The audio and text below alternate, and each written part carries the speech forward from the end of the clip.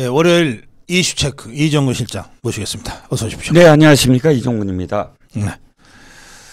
국정원이 이재명 테러에 개입했다는 가짜뉴스가 지금 뭐 유포되고 있습니까? 네, 그렇습니다. 그런데 그 유포하는 자가 국정원 제1차장이었다고 합니다. 언제요?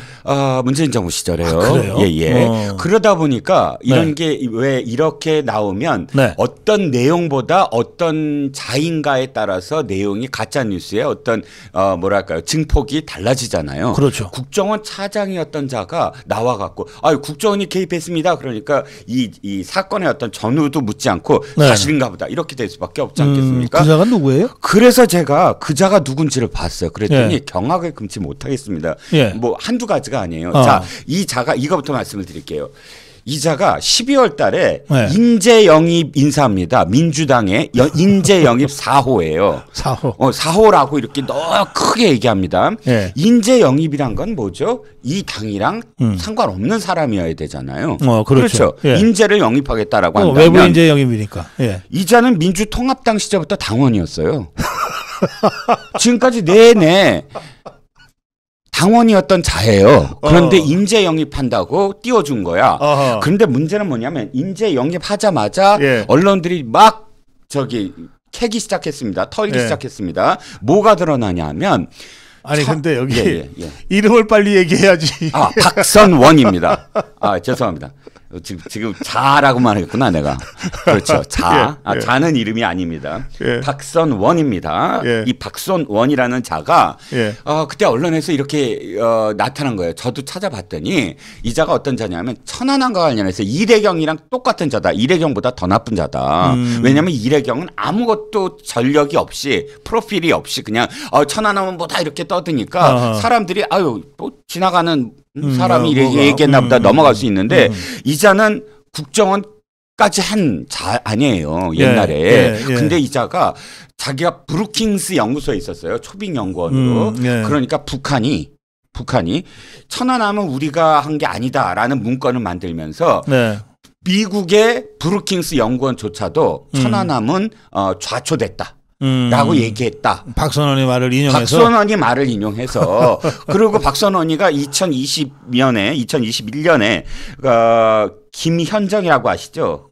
CBS인가 뭔가. 그래요. 2010년이구나. 거기 나와갖고도 부산과 스크루 상태를 감안하면 좌초된 게 맞는데 혹시 폭파됐더라도 이건 아군이 만든 기뢰에 의해서 폭파됐다라고 아예 CBS라는 라디오에서 공표를 합니다. 그래요. 이런 자가 인재 영입 4호가 되니까 언론에서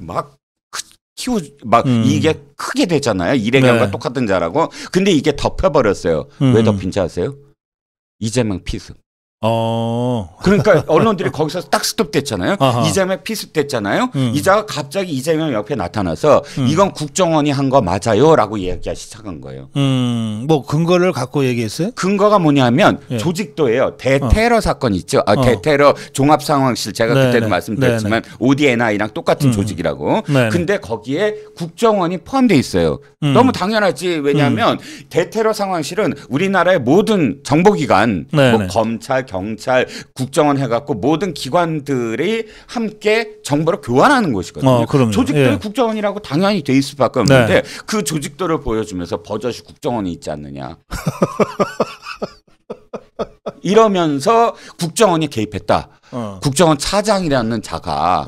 그런데 저는 여기서 더 경악할 게 있습니다. 문재인이라는 자가 어떻게 이런 자를 국정원의 기조실장으로 해서 1차장으로 가거든요. 그거요? 이런 박선원이 같은 자기 때문에 문재인이가 기조실장. 그러겠죠. 당연히 정해구라는 그런 자도 뭐 국정원 무슨 개혁 뭐 해갖고 위원장이 됐으니까요. 근데 박선원이 이 자의 논법에 따르면 이정근 실장도 테러 배후로 지목 곧 될 것 같은데? 제가요? 비난했잖아. 이게 공식적으로? 뭔가 숨기는 게 있다고 이제 지목할 것 같은데. 아, 영광입니다. 자, 이 자가 어떤 자냐면 저 일제 국정원의 기조실장이 된 것부터 내가 기가 막혀서요. 예. 85년도에 서울 미문화원 점거 농성 사건 있지 않습니까? 아, 그래요. 예. 배우였습니다. 어허, 왜 배우였냐면 연대 출신인데 연대 저기 뭐냐면 산민투 위원장이었거든요. 아, 연대 산민투 위원장. 예, 예. 그러니까 배우로 해서 구속됐었습니다. 나오자마자 이 친구는 경영학과 출신인데 연대 그러면 사실 문재인이가 연대 라인을 전부 다 쓴 게 뭐죠? 국제 정치학.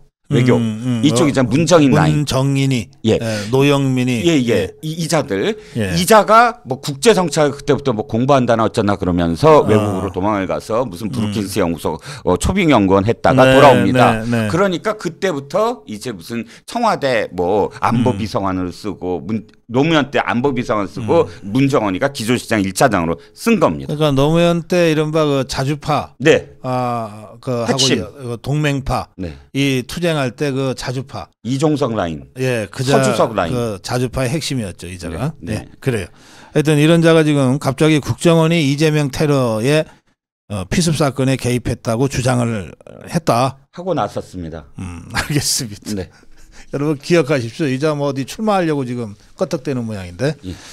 자, 이해찬이가 어제 뭐 당적 변경을 가지고 막 욕을 하고 그랬네요. 그렇습니다. 3일 광주에서 이영석 개소식을 합니다. 이영석이라는 사람. 근데 국회의원 해보겠다고 이리저리 갔다 왔다 하는 사람은 안 된다. 김대중 정신과 항신 가진 사람이 정말로 나라에 필요하다라는 말을 했기 때문에 제가 이해찬이가 그랬어요. 예. 딴 사람도 아니고 이해찬이가 그랬다는 겁니다. 우선 김대중이하고 이해찬이 관계부터 좀 얘기해 주세요. 자, 이 김대중과 관련돼서 김대중 정신 운운할 사람이냐는 거죠. 1991년에 지방선거를 앞두고 신민당은 탈당합니다. 탈당했어요. 신민당을 탈당하면서 원래 그 국회의원이 될 때는 김대중이한테 공천받아서 됐어요. 그렇죠. 끌어들였죠. 김대중이가 운동권도 끌어들였는데 대표적으로 끌어들인 사람 아닙니까? 이해찬이가 초선 의원을 김대중이한테 잘 보여가지고 초선 의원 공천받아서 됐거든. 그 신림동 그렇죠. 저기 저 관악구에서 그때 그 보좌관으로 쓴 게 유시민이에요. 그렇죠. 다 나오네 이제. 그러다가 1년쯤 국회의원 그만둘 무렵에 탈당을 했어요. 그렇죠. 예. 탈당을 하면서 하는 말이 이겁니다. 네. 국민들은 김대중이 권력욕이 많다고 생각한다. 이런 정당에 내가 몸을 담을 수가 없다. 부패한 정당이다. 해놓고 침을 뱉고 나가거든요.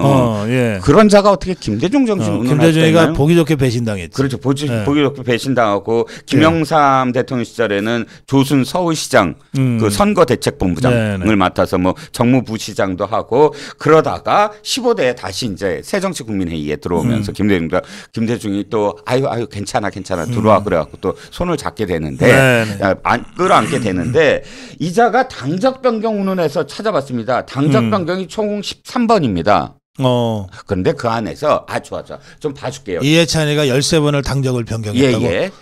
그런데 그 안에서 조금 감안해 줄 거는 감안해 주자고요. 당이 통합된 거 있잖아요. 당 이름 자체가 바뀐 거. 당이 변경되고 뭐 이런 거 그거 빼놓고 그대로 탈당한 거 있지 않습니까? 지가 탈당했다가 왔다 갔다 한 게 총 9번입니다. 그래요? 대단하네. 그리고 카멜레온이 따로 없네. 그리고 가장 해당 행위가 뭐냐면 20대 총선 아닙니까? 김종인이가 이해찬 잘랐잖아요. 그래요. 근데 잘랐는데 승복했습니까?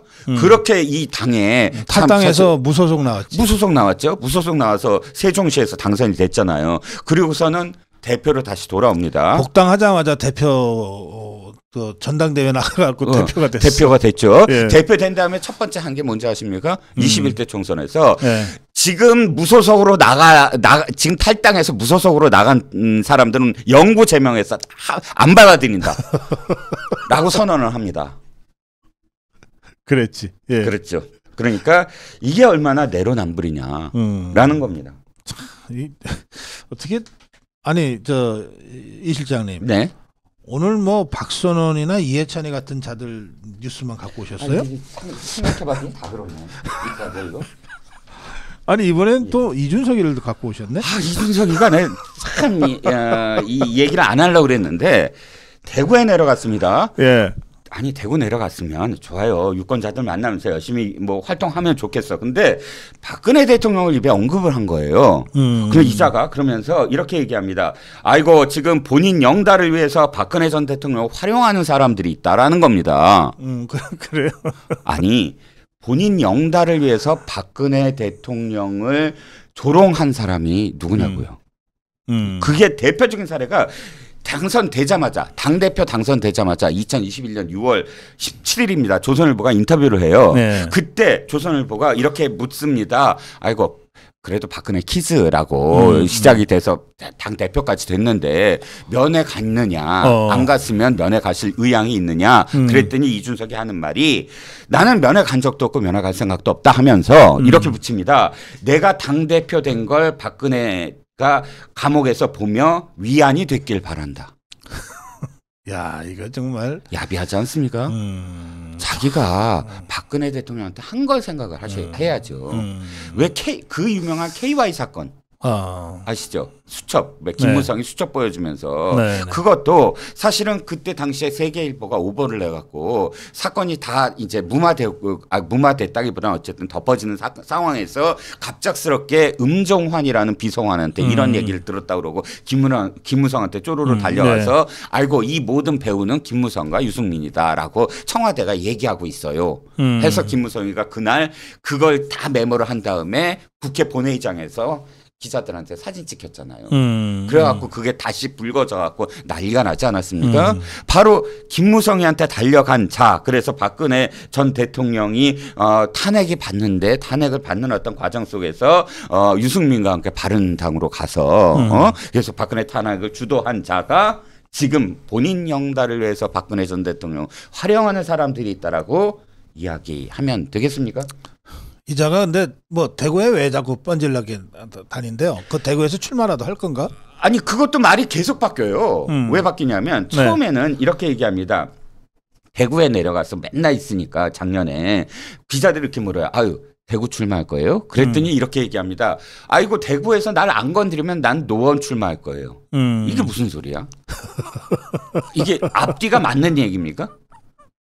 노원 출마하는 건 좋은데 왜 날 안 건드리면 노원을 출마해? 건드려 달라는 얘기인가요? 대구 출마하고 싶어서? 자, 그 다음은 이거예요. 아니 말이 확 바뀌어요. 그 다음에 대구 출마하면 반개혁 인물과 승부한다. 아니 노원 출마하겠다며요. 안 건드렸거든요 아무튼. 근데 갑자기 대구 출마하면이라는 전제가 붙습니다. 그러더니 갑자기 또 대구 정치는 동네 반장 선거다. 라고 또 얘기를 합니다. 그러더니 가장 최근에 또 순천 내려가서 호남에서 2당 하겠다. 민주당에 이어서 2당을 하겠다라고 얘기합니다. 그러니까 이자가 하는 말을 우리가 뭐 어디에 출마한다는 거 뭐 어떻게 신뢰성이 있겠느냐라는 거죠. 알겠습니다. 뭐 이준석이 얘기하려니까 참 네 넘어갈게요. 이재명하고 문재인이가 만났어요 갑자기.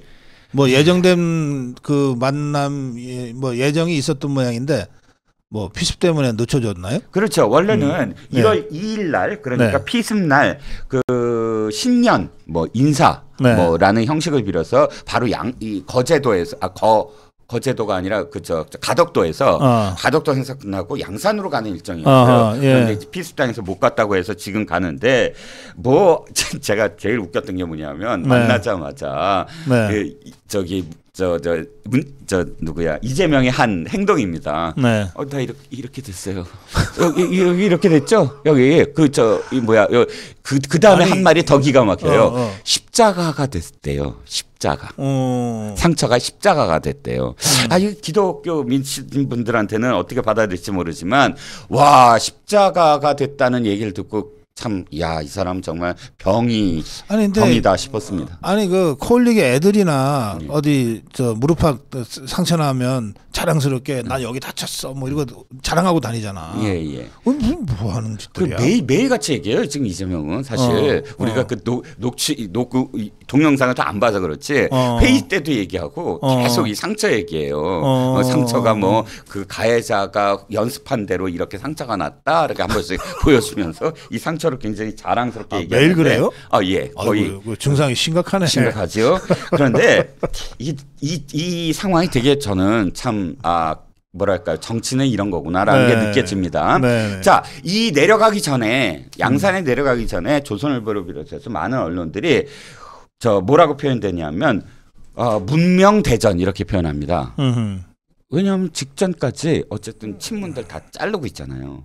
더군다나 문재인을 그렇게 욕했던 이현주까지 뭐 손을 잡고 저 민주당으로 들어오게 만들려고 하니까 네. 언론들이 문명대전, 문재인과 이재명의 대전이 일어나는 직전이다. 뭐 이렇게 얘기했는데 지금 그 문재인이 이렇게 얘기합니다. 뭐 우리는 명문정당이다. 제가 그걸 문명대전이 명문정당으로 바뀌었습니다. 뭘 제가 주목하냐면 명이 앞으로 간 거예요. 명을 앞으로 내세워 준 거예요. 무슨 얘기냐? 좀 살려줘 우리 아들. 이렇게 고개를 숙였다는 겁니다. 아, 문재인이가? 예. 제 느낌에는 네. 당연하죠. 어찌됐든 자기 사람들이 있으니까. 그리고 하는 말이 부산 부울경은 험지인데 부울경의 인재들이 영입되면 이재명이 좀 업어달라. 이렇게 또 얘기를 합니다. 이건 뭐냐면 부울경은 지금 사실 신경을 안 쓰고 있어요, 이재명이. 제가 취재를 한 바에 따라도 네. 부울경 그거 내줘도 돼. 상관없어. 거의 이 지경이라 전재수나 박재호나 최인호가 아주 지금 죽을 지경이라는 거거든요. 근데 하여튼 그래요. 그 문재인이 하고 이재명이 만난 거가 이게 왜 뉴스가 되는지 모르겠는데 하여튼 네. 그렇다 칩시다. 네. 우리 이정우 실장 그 감각으로 볼 때 네. 저는 최근에 이 이재명 그 상황을 보면서 이자가 일당을 포기했구나. 예. 그리고 확실하게 쥐똘마니들로 단 7, 80석이라도 네. 갖고 가는 거가 지한테는 더 유리하구나. 무슨 일당 되려고 괜히 과욕 부렸다가 그러다 보면 친문계도 못 치고 비반명계도 못 치잖아요. 예. 그래서 그냥 어중이 떠중이 다 살려가지고서 해놓으면 그 당 안에서 지가 죽겠구나. 차라리 화끈하게 칠 거 다 치고 확실하게 지 똘마니들로만 담은 한 7, 80석이라도 갖고 가는 게 지 보신과 방탄에 유리하구나. 이렇게 거의 결심을 굳힌 행보 아니냐. 그런 느낌을 제가 많이 받거든요. 맞습니다. 그게 피습 때 이미 드러났다는 거죠. 피습 때. 예. 자, 지금 이 정당에서 부울경이 갖고 있는 의미가 굉장히 큽니다. 그 의석보다 더 큰 의미를 갖고 있어요. 왜냐하면 네. 이 당이 원래 호남당이었잖아요.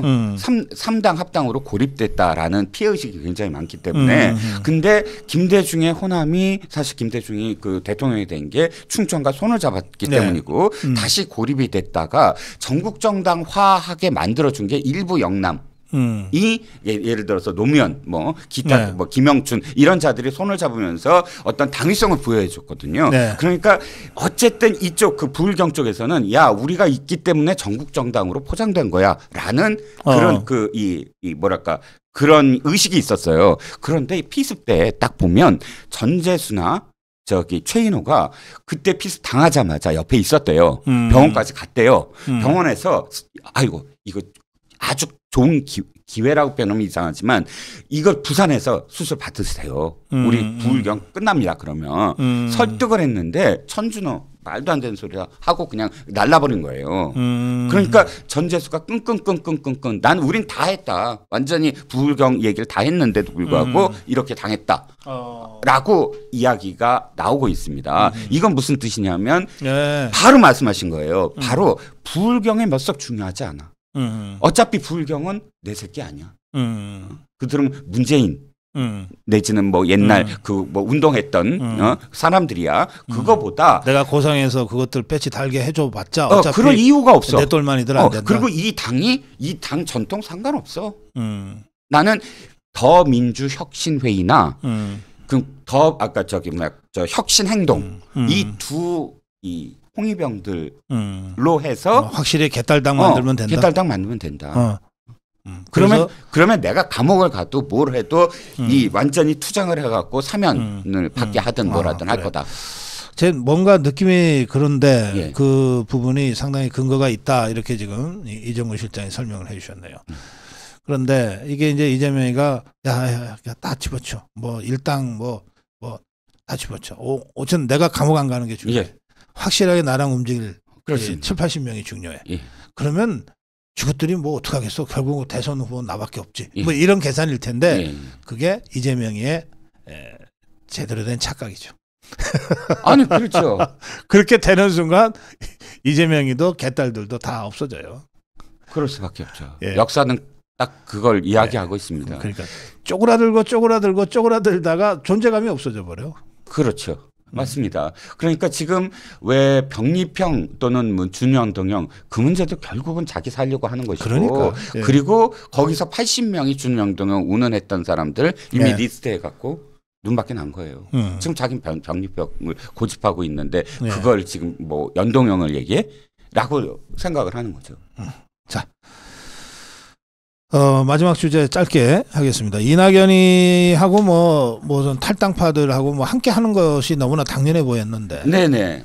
그 이원욱이하고 조응천이가 결국 합류를 아직 안 했네요. 퀴즈 한번 내볼게요. 예. 아침엔 4시였는데 점심엔 3시였는데 저녁엔 하나인 게 뭐게요? 모르겠는데. 아, 그러니까 스핑크스가 된 느낌? 굉장히 기분이 좋은데 모르신다고 그게 하니까. 스핑크스예요? 야, 아니. 옛날에. 자, 원칙과 상식입니다. 원칙과 상식이 4명이었잖아요. 그런데 갑자기 탈당 3명이 있잖아요. 그런 숫자를 다 기억하세요? 아니 우리 이종구 실장 정말 할 일 없으신가 봐. 정치를 하다 보니까 제가 이게 밥그릇이라. 예, 처음에 4명이었잖아요. 아, 4시지. 근데 윤영찬이 남았으니까 3명이 윤영찬이 빠져서 탈당했잖아요. 있지. 근데 당을 만든다 보니까 김종민만 남았어요. 하나. 그 4-3-1. 바로 어저께 예. 정말 기가 막혔습니다. 왜냐하면 그 전날 네. 이석현 부의장 옛날 이석현이 이낙연한테 갔잖아요. 근데 이석현이 갑자기 기자들한테 토요일 날 갑자기 보도자를 냅니다. 무산됐다. 우리 단독으로 한다. 이낙연. 그러니까 기자들이 이제 완전 무산됐나 보다 했더니 바로 이 원칙과 상식 쪽에서 아니다. 할 거다. 라고 또 얘기를 합니다. 그래서 하는 줄 알았어요. 아, 봉합이 됐겠지. 아침에 보도자료 냅니다. 아유, 합니다. 하고 그래서 2시에 합니다 하고 2시에 하나보다 했는데 12시경에 갑자기 속보가 나옵니다. 속보가 나오면서 지금 말씀드린 이원욱과 조응천이 빠집니다. 아니 근데 얘네들은 왜 30분 전에 2시간 전에 뭘 갑자기 뒤집어 버리지? 그러니까 원칙도 없고 상식도 없고 정말 헷갈리는 통합도 없고 개혁도 없고 미래도 없는데 그러니까 거의 자기 가치의 연대가 아니라 이익의 연대, 내 배지의 연대 라는 게 그대로 드러나서 사실 관심 없습니다. 저도. 그런 관심 없긴 하지만 중요한 건 얼만큼 잠식할 건가 어느 당을 얼만큼 잠식할 건가 이게 최소한 요만큼 남아있던 변수였거든요. 네, 알겠습니다. 네. 또 잠식은 하긴 하겠지. 예. 네, 오늘 아주 숨가쁘게 이슈 체크해 주셨습니다. 이종구 실장과 함께했습니다. 고맙습니다. 네, 감사합니다.